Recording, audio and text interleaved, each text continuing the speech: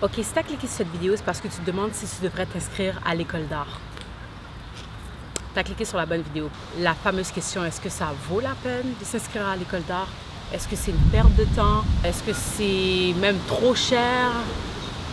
Beaucoup de questions, beaucoup de questions. Alors dans cette vidéo, je vais vous expliquer pourquoi j'ai décidé d'y aller. Et je vais aussi expliquer les hauts et les bas, les perspectives, comme je vais expliquer mon expérience.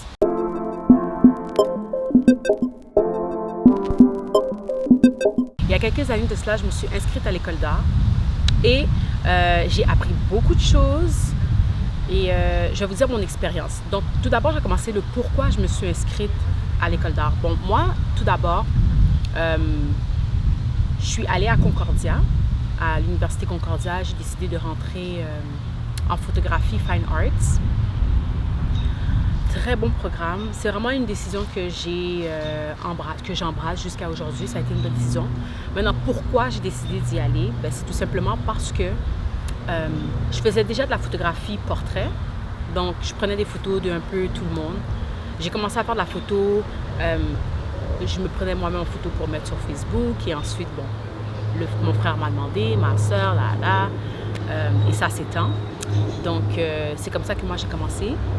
Puis, quand j'ai décidé d'aller à Concordia, c'est parce que je me suis dit, moi, je voulais vraiment une expérience où est-ce que je touche plus l'aspect fine arts, donc moins commercial. Quoique je ne faisais pas du commercial, mais enfin. Peut-être je vais insérer quelques images, mais je voulais toucher un aspect plus minutieux, quelque chose comme ça. Je ne sais pas, moi. Je voulais une nouvelle expérience. Parce que d'ailleurs, au collège, moi, j'étais en business management marketing à Dawson. Donc, c'était quelque chose de complètement différent pour moi de décider d'aller en fine arts.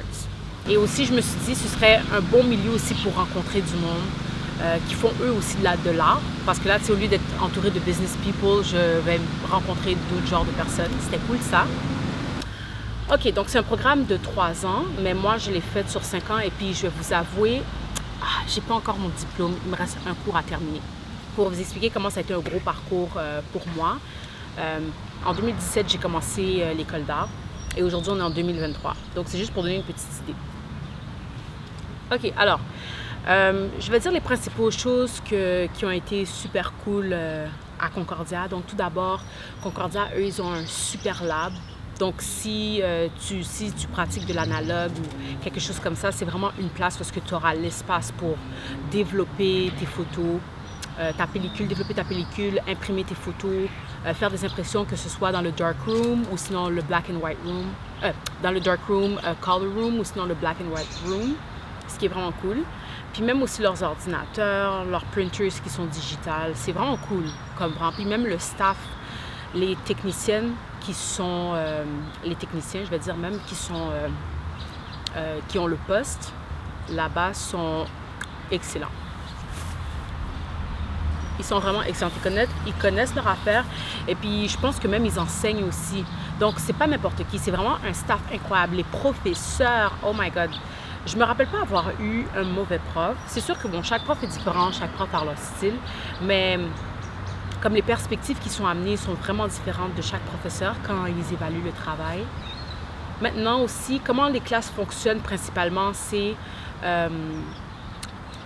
il y a un projet qui est lancé, exemple, parce que c'est sûr, il y a aussi les cours complémentaires qu'il faut prendre, bien sûr, mais c'est comme pour les cours de photo spécifiquement.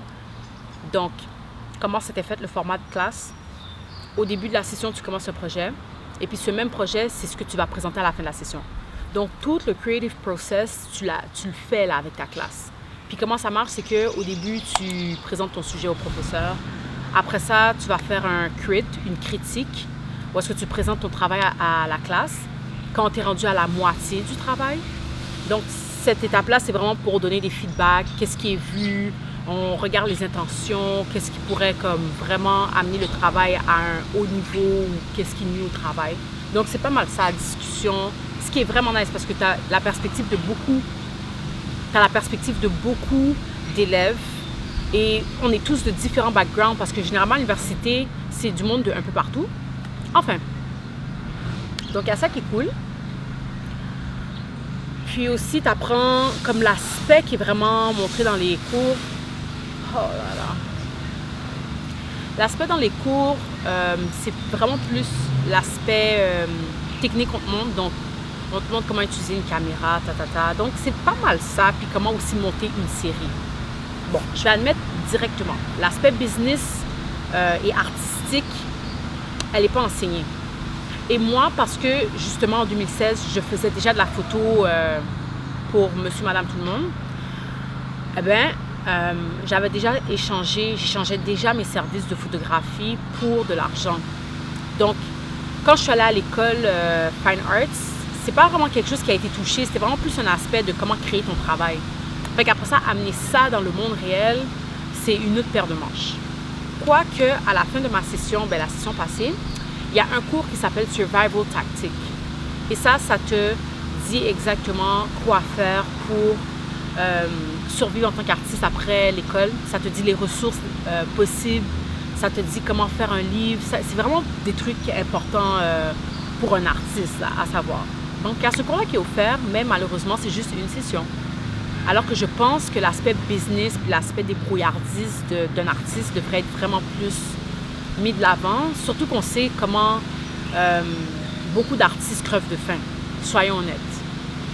L'aspect qui a été un peu négatif dans mon expérience, c'est juste que, pour être vraiment franche, comme c'est avant de rentrer dans un programme comme ça, parce que c'est un programme super large, art, tu vois, art. C'est à moins que tu aies ta spécialité, c'est autre chose. Moi, j'ai utilisé le fait que j'étais à l'école d'art d'avancer mes propres projets personnels, parce qu'il faut que tu sois débrouillard. Comme pense pas que tu vas venir dans ce programme-là, puis qu'après ça, tu vas devenir Picasso, là, c'est impossible.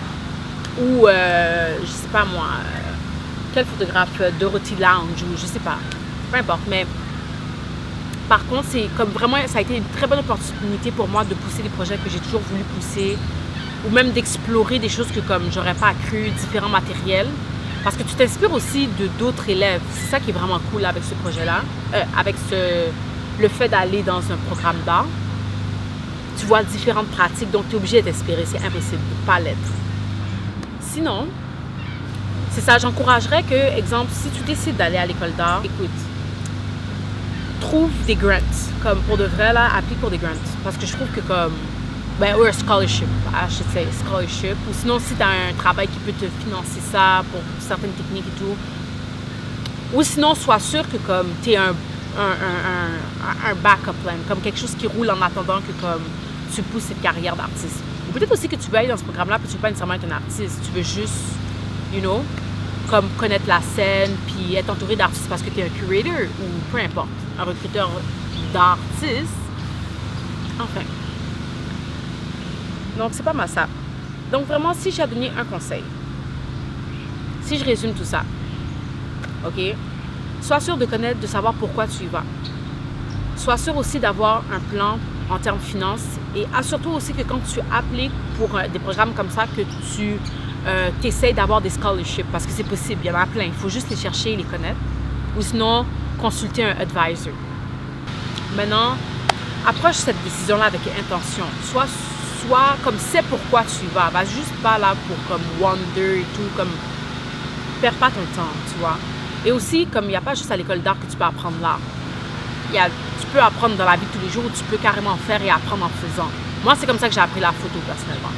Je suis juste allée là pour me perfectionner ou pour apprendre plus de choses que je ne savais pas. Parce que c'était pas un domaine, le fine arts, que je connaissais. En tout cas, j'espère que ça t'a aidé pour prendre ta décision. Mon nom, c'est Jessie Emile. Merci d'avoir regardé cette vidéo. Bye!